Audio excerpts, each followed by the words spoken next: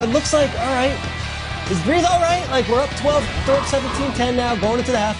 Fourth quarter, Breeze not feeling so hot, not in the game. They put in Jameis. It's actually after halftime they put in Jameis. Jameis looking incomplete. All right, not so great. Breeze, are you going back in? Are you going back in, Drew? No, Jameis, let's try again. Let's give it to the guy who... Give it to your best player. Just win this for us. We just need you to win a game for us right now. If you're the MVP, go do it. Guess what? He did. Kamara was amazing again yesterday. Bad first half, great second half for Kamara when they need him, but Breeze wouldn't return. Bizarre pins and needles game where they win the football game, but the entire time you're wondering, okay, what's the deal? Can I get a report? What's going on? Here's Drew Brees himself talking about why he left the game midway through. I always worry about halftime because you sit for so long, you know, and so when I came out in the second half and started throwing the ball, it became really apparent that I was not going to be able to be effective. It had nothing to do with pain. It was simply just what my body was going to be able to do or not be able to do. He looked on the sidelines with his helmet on. Teddy Bridgewater, Ian Rappaport, also suffering an injury to his knee. What's the latest on these two quarterbacks? Well, we'll start with Drew Brees right there. Now, of course, he's getting some tests, x-rays, and an MRI on his ribs today. That's what he was labeled as questionable midway through the game. That's what he was kind of battling with. And, you know, Drew Brees is pretty beat up. And besides the fact that he's over 40 years old, you mentioned he came into the game with a flak jacket. He's been on the injury report with what is listed as a shoulder injury. So clearly came into the game battling some things. Just really has not looked like himself. Has been flexing his shoulder. Has been kind of uncomfortable on the sideline the last couple games. So he's going to get more tests today to see if he exacerbated an injury and really to see if he can go. If not, it does seem like it's going to be Jameis Winston going forward until Brees is healthy, but no firm word on how long that is going to be. Meanwhile, Panthers quarterback Teddy Bridgewater, he suffered a knee injury yesterday, was ruled out of the game, did not come back, had an MRI actually last night.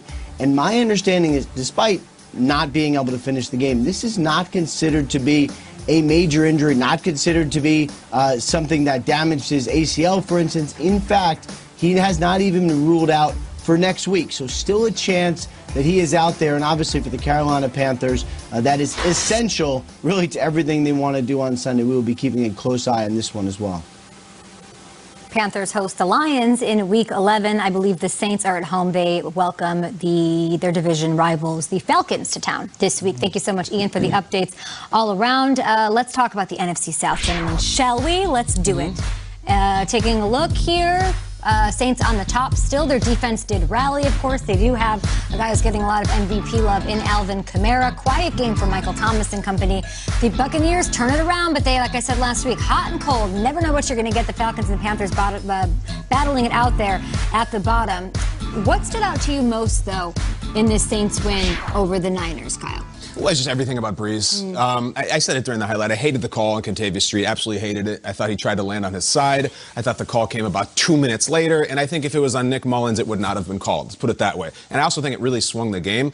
More importantly, though, swinging forward, Drew Brees and I are almost the exact same age to the date. I broke my ribs a couple years ago, rather. Unbelievably painful. Couldn't do anything. Couldn't tie my shoes. This is a huge MRI coming back. I personally doubt that he will have broken ribs, because if he broke his ribs, he wouldn't be able to throw at all. I don't even think coming out of halftime wouldn't have been that. However, if he's on the shelf, if he's not himself, like, what is the Saints' plan here? Because I know a lot of people were like, if Drew Brees is out, let's put Taysom in full time. He's got the contract. He's the weapon. He's everything. Jameis came in. It was sort of Jameis light. Short passes, low risk. There was no pick six. There was no huge highlight. And then it was a Taysom-Jameis mix. So if Brees is out, which I think is potential, if not likely, we have this whole thing flipped now. I don't know what the Saints offense will look like, and it's almost like this is a moment for Sean Payton. Like, this is the moment you were born for. You have a couple toys, make it work, get your guy right. Because I do not suspect that Drew Brees will be himself in the immediate future. No doubt about it. Listen, if they can do what they did last year with Teddy Bridgewater coming in for those handful of games, they could do it with a mix of Jameis Winston and Taysom Hill. Now, Taysom Hill wasn't perfect yesterday. He had a couple of fumbles. He lost one. He didn't even attempt throwing a pass. He caught a handful of them.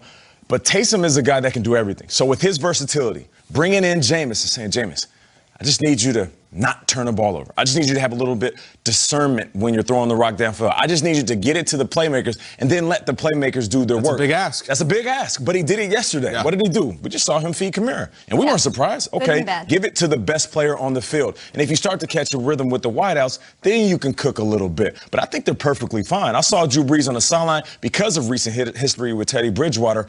They have everything that they need. And I'm okay with them having a true 50-50 mix. Taysom comes in. Defense has to figure out if he's going to run the ball, throw the ball, become a wildcat running back. Then Jameis comes in and takes care of the ball. They can do that until Drew Brees is indeed healthy. Yeah, and this is why Jameis signed there. He wanted to get a graduate degree in quarterback play. Yeah. He wanted to learn from Brees. He wanted to learn from Peyton. Well, he's had that graduate degree education for now 10 weeks plus the summer. Maybe he's a different Jameis. Maybe that was a different. Right. Maybe now with Sean Payton and Drew Brees, like Jameis Winston is a more responsible quarterback, and maybe he is capable. Maybe this is his moment that he can step up. I think there's a chance. I think that this is why he signed there. He's like, I got to shed that label, and I've got to learn a thing or two. I would also say this about the Saints. We talk about the quarterback and Thomas and even Kamara, but like these guys are the most opportunistic team in football. Yesterday, I'm watching this game. They didn't win the game on Jameis throwing touchdowns or even Kamara making. They won on capitalizing botched punts by the 49ers. Like, this is what the Saints do. They're excellent in all three facets. And where other teams have their moment, like the Saints find a way to make plays. Whether 6 straight wins. Harris, whether it's these kind of things where it like goes off Trent Taylor accidentally. Saints are opportunistic. It's not by accident that these things always happen to them. Remember week 1 against the Buccaneers, they had that weird kickoff that this was crucial right caused the problem. This was everything in the game. It was still a 1-score game, and there's a fumble, and the Saints are there. They're on it. Look who's right in the middle of it, Taysom Hill. Yeah. So I don't think this is the end of the world if Brees is hurt. I think they're so well-rounded. They're so good on defense, and they're so good on special teams that they can win games like other teams do too without a superstar quarterback. They're that good, and they're that three facets of the game. Jameis wanted to get that graduate degree. I think he signed there also, learn from Drew Brees, and maybe I have a path to being the starter here. I don't think Taysom Hill was ever going to be the guy that was going to start if something happened with Drew Brees. They're one of the few teams in the NFL to carry 3 quarterbacks on the roster. Taysom Hill got that contract to be that utility guy. And I think from Sean Payton's side of things, it's probably something like, this kid has so much talent. We've all seen it a million times. I'm going to be the guy that's going to get something out of him. It's not going to be Bruce Arians. It didn't work there. He threw tons of interceptions. I'm going to be the guy to make this kid a stud. So it was, I think, beneficial on both sides. And we talk about Andy Dalton being the signing of the year, and we talk about all these backups and the moves in free agency. Like, this might have been the one, and we'll see it down the stretch. I also weirdly think, tell me if I'm wrong, Nate, there's some quarterbacks that if something goes crazy and they have to go in, they're ready to go right away, or they look totally different.